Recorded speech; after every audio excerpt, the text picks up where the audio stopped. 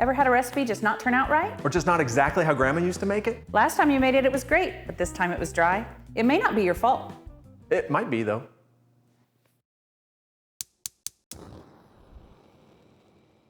So why isn't it your fault? American recipes use cups and spoons to measure, but what makes it into your cups and spoons each time is different. I've been a home baker for about 20 years, and I started using grams about 10 years ago for more consistency. Grams? I thought this was America. Let me show you why measuring by volume causes problems for people.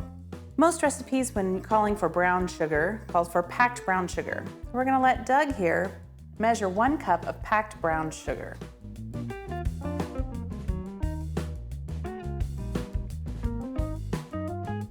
That feels pretty packed. Go ahead and put that in. This one measures 212 grams. Now I will do the same thing. Oh, that's how I was supposed to use the spoon? That was how you were supposed to use the spoon, but that's okay. Now, yours is a lot more packed than mine.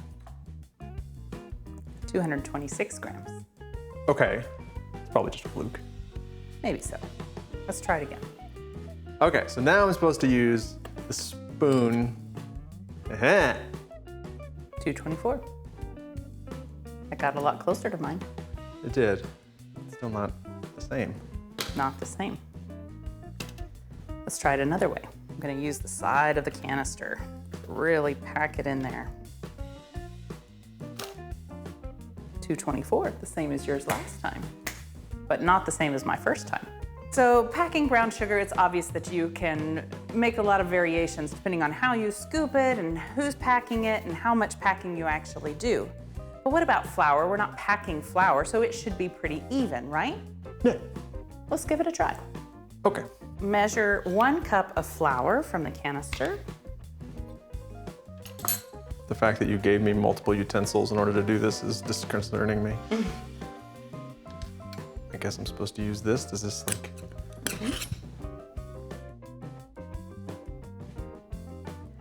150 grams. 150. Now you could do it this way. Some people do. Oh, they got a lot of time on their hands. Okay, measure this one. 122? 122. That's 30 grams difference. Now why don't you try it with a spoon? And he has 127 this time. Boom! That's gotta be better. It's closer to yours. Now let's see if I can do it the way you did it at first, scooping this way. Terribly? That's the thing, what's the right way? I don't know. 135. They're different. We They are had different. anywhere from 122 to 150. Wow. Wow. But surely there's like an official weight for flour. Like that seems like it's a knowable piece of information. You know what? I'm gonna look it up. I found cooksillustrated.com. 1 cup, all-purpose flour, 142 grams. Boom. That's not what either of us got though. No, it's not. Okay, all right. Look, I found some other sites too. Let's see, here's one. Your ultimate guide. This feels ultimate. Ultimate.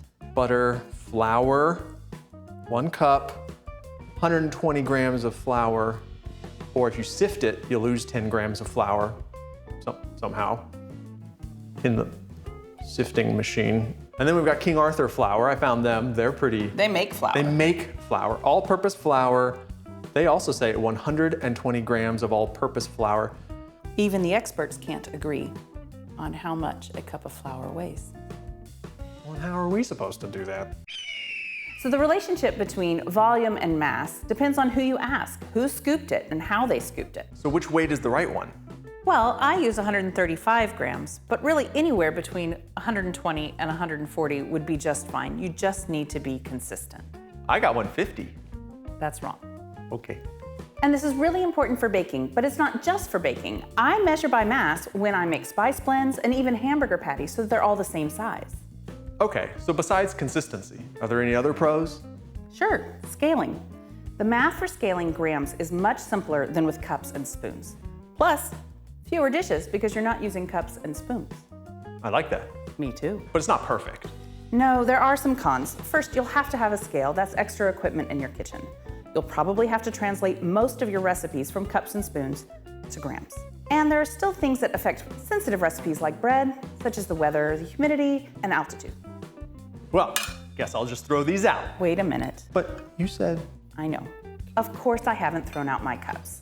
I still keep them. I use them for scooping dry goods. I even use them for new recipes that I don't want to fiddle with translating. Plus, how else would you show people the superiority of grams? It's true. Keep your cups. They're not useless. But do invest in a scale and start transitioning slowly. You won't regret it.